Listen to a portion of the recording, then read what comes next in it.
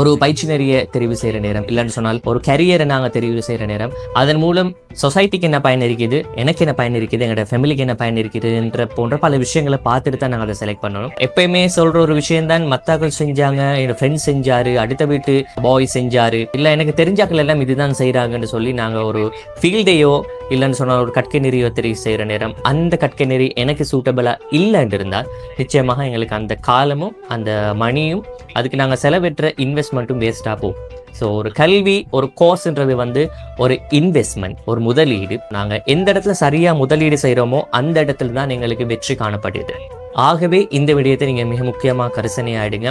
எப்பயுமே லைஃப்பில் நீங்கள் இந்த விடயங்களை தெரிவு செய்கிற நேரம் மிக முக்கியமாக உங்களோட முதலீடு திரும்ப லாபத்தை கொண்டு வருமானத்தை பார்த்து அந்த முதலீட்டை நீங்கள் செய்யுங்க. ஏன்னா எங்களை பொறுத்தவரையில் எங்களுக்கு தெரிஞ்சிருக்கிற மிக முக்கியமான விஷயம் என்னன்னு சொன்னால், முதலீடு இன்வெஸ்ட்மெண்ட் அப்படின்னு சொன்னால் அது ஒரு பிஸ்னஸாக இருக்கணுன்ற விஷயம் மட்டும்தான் எங்களுக்கு தெரியுமா இருக்கு. ஆனால் அப்படி இல்லை.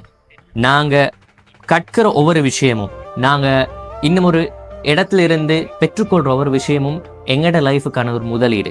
That is an investment. So investment should be a good investment. எப்பயுமே நாங்கள் செய்கிற முதலீடு சிறந்த முதலீடாக இருக்கணும். அப்போ தான் எங்களுக்கு லாபம் நிறைய வரும். அப்படியான இடங்களில் நீங்கள் இன்வெஸ்ட் பண்ணணுன்ற விடயத்தை தான் நான் சொல்கிறேன். நீங்கள் என்ன ஃபீல்டை செலக்ட் பண்ணியிருந்தாலும் அந்த ஃபீல்டு உங்களுக்கு சூட்டபிளான்றதை பார்த்து நீங்கள் தெரிவு செய்யுங்க. ஏண்டா இந்த விஷயம் நிறைய இடத்துல பிழைச்சி போடுற இடம் தான் ஏஎல்ஐ ஸ்ட்ரீம் செலக்ட் பண்ணுறது. அவங்களுக்கே தெரியுமா இருக்கும், உங்களுக்கு ஃப்ரெண்ட்ஸ் இருக்கும், இல்லை உங்களுக்கு தெரிஞ்ச ஆக்கள் இருக்கும், அந்த ஆக்களோட லைஃப் எக்ஸ்பீரியன்ஸ் இல்லைன்னு சொன்னால் சப்போஸ் உங்களுக்கு கூட அந்த எக்ஸ்பீரியன்ஸ் இருக்கு. நிறைய பேர் ஏஎல்ல ஒரு ஸ்ட்ரீம் செலக்ட் பண்ணுவாங்க, 1 year படிப்பாங்க, அதுக்கு பிறகு தான் அவங்களுக்கு விளங்கும் இந்த ஃபீல்டு எனக்கு சூட்டபிள் இல்லை, இது எனக்கு சரி வராது. அதுக்கு பிறகு பேலன்ஸாக இருக்கிற அந்த ஒரு வருஷத்துலேருந்து திரும்ப ஸ்ட்ரீம் மாறுவாங்க, திரும்ப படிப்பாங்க, திரும்ப ரிசர்ச் ஒன்று எடுப்பாங்க. ஸோ அந்த 1 year சில நேரம் வேஸ்டான ஒரு காலமாக இருக்கிறது. ஆகவே அந்த இழப்பை தவிர்க்கிறதுக்கு, அந்த வேஸ்ட்டை தவிர்க்கிறதுக்கு எங்களுக்கு சூட்டபிளான ஒரு டிசிஷனை நாங்கள் ஸ்டார்ட்ல எடுத்தோன்னு சொன்னால் எங்களுக்கு அதை பயனுள்ளதாக பயன்படுத்திக் கொள்ளக்கூடியதாக இருக்கும்.